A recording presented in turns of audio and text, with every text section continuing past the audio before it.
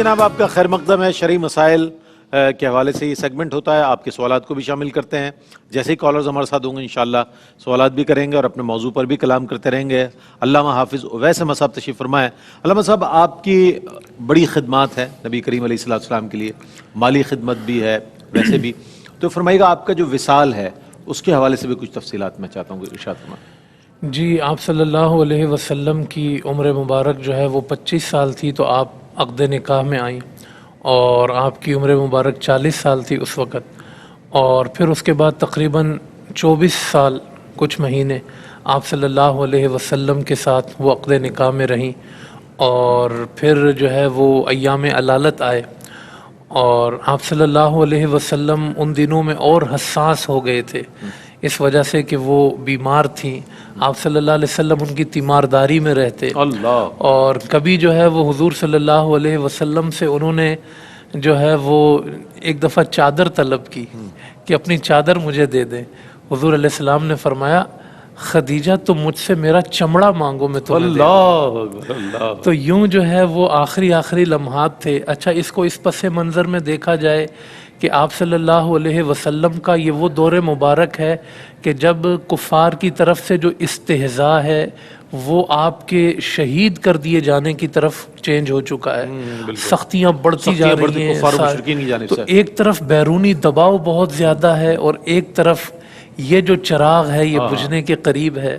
تو یہ بڑا ایک منظر تھا آپ صلی اللہ علیہ وسلم کے لیے, واقعتاً یہ بڑی ایک تکلیف دہ بات تھی, کیونکہ یہ واحد جگہ تھی کہ جہاں آپ صلی اللہ علیہ وسلم تشریف لاتے تھے تو ساری تکلیف ختم ہو جایا کرتی تھی سیدہ کے ساتھ. تو پھر جو ہے وہ آپ رضی اللہ تعالیٰ عنہ کا وصال ہوا, اور آپ صلی اللہ علیہ وسلم نے اس جدائی کو بڑا محسوس فرمایا. آپ نے فرمایا کہ یہ سال تو غم کا سال ہو گیا, اور پھر واقعتاً یہ بات محسوس ہوتی ہے کہ آپ صلی اللہ علیہ وسلم اب جو ہے وہ سارے کھلے دشمنوں میں ہیں اور کوئی تسلی دینے والا نہیں ہے, اور گھر میں یہ چیز موجود نہیں ہے. تو یوں سیدہ کا جو ہے, اور آپ یہ اندازہ لگائیں کہ جیسے قبلہ مفتی صاحب نے یہ ارشاد فرمایا کہ وہ ایک موتی محل اللہ نے ان کے لیے تیار رکھا ہے, جس میں موتی محل ہے جس میں شور نہیں ہے. تو محدثین فرماتے ہیں وہ شور اس لیے نہیں ہے کہ سیدہ نے کبھی حضور کی آواز پہ آواز بلند نہیں کی, حضور کے سامنے یعنی خاموش رہی. تو اتنا آپ کا احترام. دوسرا میں یہ سمجھتا ہوں کہ انہوں نے جو معرفت رسول کا مظاہرہ کیا ہے, یعنی ایک تو ہوتا ہے نا کہ مرد کی حیثیت, شوہر کی حیثیت, اور ایک ہوتا ہے معرفت رسول. یہ آج کی خواتین, آج کے لوگوں کو یہ دیکھنا چاہیے کہ حضور کی پہچان آ جائے, حضور کون ہیں, حضور کہاں سے تشریف لائے, کس مقصد کے لیے آئے, اور کیا منصب ہے, اور کیا منصب ہے حضور علیہ السلام کا. اتنا احترام, یہ رسالت کے مقام کو انہوں نے دیکھیں پہچان لیا, اور انہوں نے جو ہے وہ پھر اپنا, تبھی ہو سکتا ہے نا کہ آدمی پھر کاروبار بھول گیا اور خدمت دین میں لگ گیا. تو آپ رضی اللہ تعالیٰ عنہ کا جو وصال ایک سانحہ ہے جو حضور علیہ السلام کو بھی غمزدہ کر گیا, اور تاریخ کے لیے بھی یہ ایک غم کا لمحہ ہے, غم کا ماحول. حضور علیہ السلام نے آپ کے وصال پر فرمایا یہ غنیہ تھی, یہ صابرہ تھی, یہ جو ہے ایسی آمنہ تھی کہ ایمان لانے والی تھی. تو ان کے لیے نبی کریم علیہ السلام نے بہت خوبصورت الفاظ استعمال فرمایا اپنے حضرت خدیجہ الکبریٰ رضی اللہ تعالیٰ عنہ کے وصال کے موقع پر. اس پر بھی کلام کریں گے, لیکن کالرز ہیں ہمارے ساتھ. السلام علیکم. السلام علیکم. وعلیکم السلام ورحمۃ اللہ. جی جناب, سوال بتائیے. حضرت میرا مفتی صاحبان سے یہ سوال ہے کہ جو جمعے کی جو بقیہ جو سنت و نوافل ہیں ان کی نیت کیا کی جائے گی؟ ٹھیک ہے, ظہر کی جائے گی یا جمعے کی نماز کی جائے گی؟ ٹھیک ہے, بہت شکریہ آپ کا. جی ایک اور کالر ہے. السلام علیکم. وعلیکم السلام ورحمۃ اللہ وبرکاتہ. سر میرا پہلا سوال یہ ہے کہ جب نماز کی نیت باندھ لیتے ہیں تو اس میں حرکت کرنا, یعنی کہ پاؤں ہلانا یا ہاتھ ہلانا, اس سے آیا کہ نماز ٹوٹ جاتی ہے یا نماز کے جو اس میں نیکی میں کمی آ جاتی ہے؟ ٹھیک ہے جناب. اور دوسرا سوال یہ ہے کہ یہ جو آنکھ ہے لیفٹ اور رائٹ, ان کا پھڑکنا, اگر یہ پھڑکتی ہے تو یہ کیا ہے, اس کے بارے میں کائنڈلی بتا دیں. ٹھیک ہے, ٹھیک ہے. جی مصعب. جی دیکھیں، جس پر جمعہ فرض ہے تو اس کے لیے ظہر ہوتی ہی نہیں ہے، ہوتی نہیں. مقیم ہے اور صحت مند تندرست جو ہے اور مرد ہے تو وہ اس پہ جمعہ فرض ہے، تو جمعے کی ہی نیت کریں گے، ظہر کی نیت نہیں کریں گے. اور نماز میں بلا ضرورت حرکت مکروہ ہوتی ہے. اگر بہت زیادہ بڑی حرکت کر لی ہے تو نماز فاسد ہوگی، جیسے چل پڑے، دونوں ہاتھ استعمال کر لیے، دور سے دیکھنے میں ایسا لگے کہ نماز میں نہیں ہے، اس کو عمل کثیر کہتے ہیں، اس سے نماز فاسد ہوتی ہے.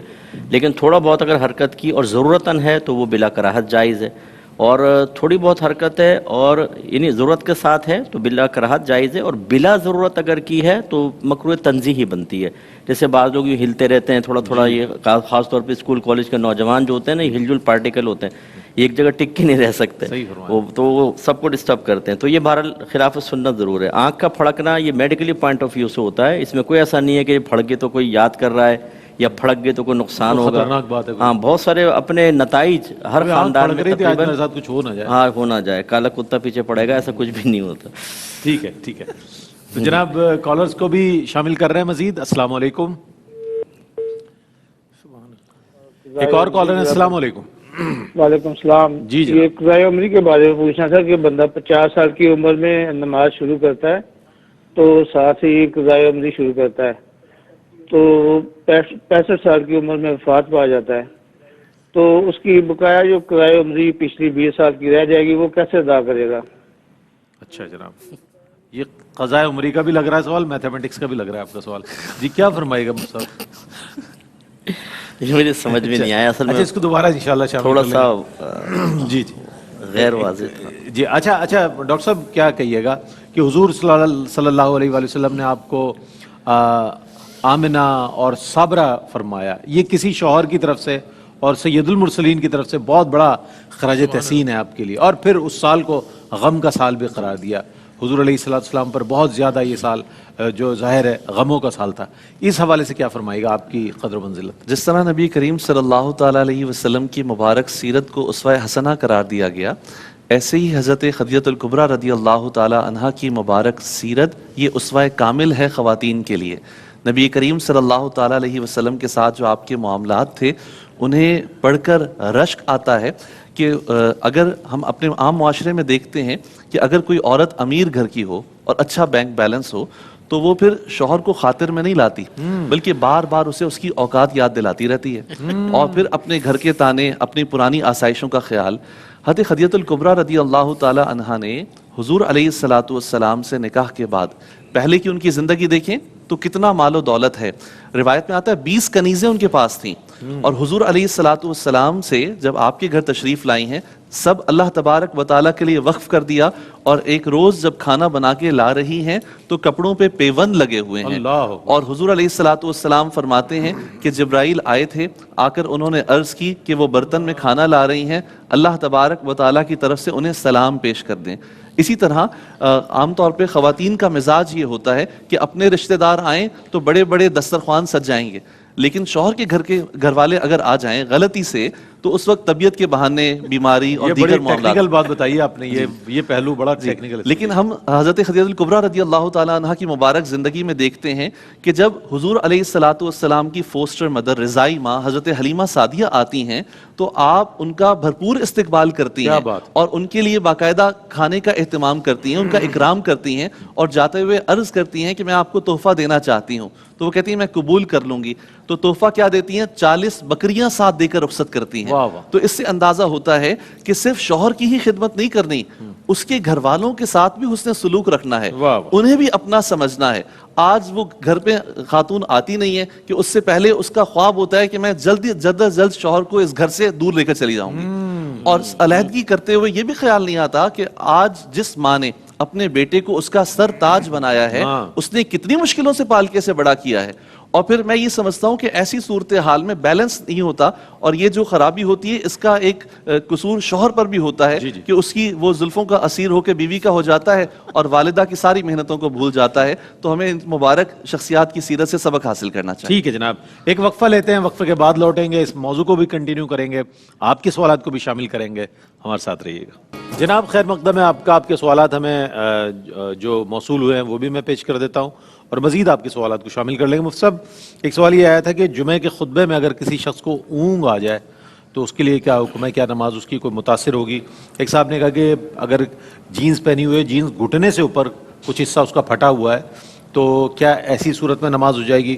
اور تیسرا سوال جو ہم تک نہیں پہنچ سکا تھا وہ یہ کہ 50 سال کی عمر میں انہوں نے نماز قضاء عمری ادا کرنی شروع کی اور 64-65 سال کی عمر میں ان کا انتقال ہو گیا.